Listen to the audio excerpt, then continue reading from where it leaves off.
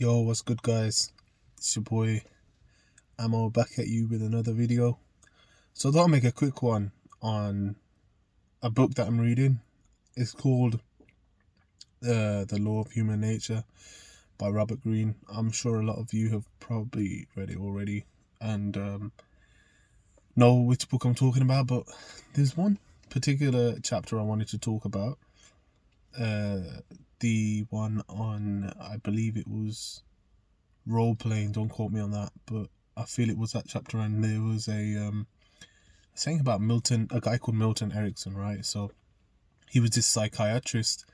Well, he wasn't a psychiatrist at the time, he was a kid, and he caught polio, I believe, and that pretty much led to him being pretty much disabled. From I think even his face, not even just neck down, his face as well. He could just about move his lips as well. So yeah, pretty much, he got affected, and he had the doctor tell his mother that he's gonna die. So yeah, he was pretty much messed up for him. But anyway, he ended up defeating it. But he was pretty much paralyzed for a long time.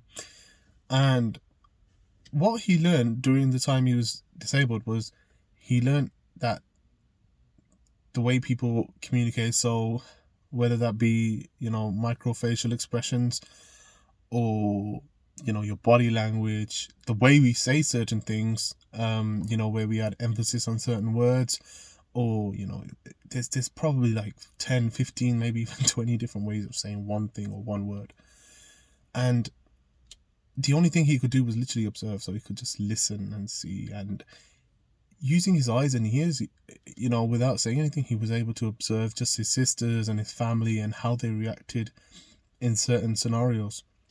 And in some cases, so basically what he did was he sort of gamified, he made a game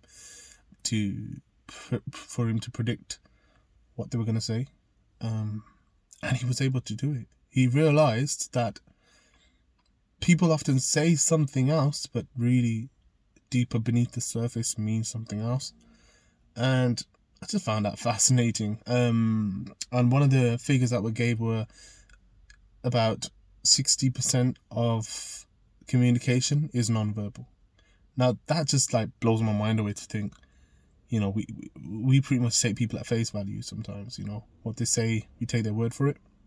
But it's amazing to think that there's this like whole like uncovered like language that we don't know, and if we were able to understand that, figure that out, we would be able to truly understand what people actually meant. And it wouldn't just help you in work situations or like making negotiations or in your relationships, etc. It would just unlock a whole new chapter. So this is definitely skill that I feel I have to some extent, but not to the depth and understanding that Milton Erickson obviously developed to being in the stage he was. But I feel this is something we could work on, and who knows, it could open up a hell of a lot of opportunities. It could help us understand life a bit better. So to certain situations we don't understand why people react to us in a certain way, we'd be able to comprehend that a bit better. So just a little food for thought for you guys to have a look into.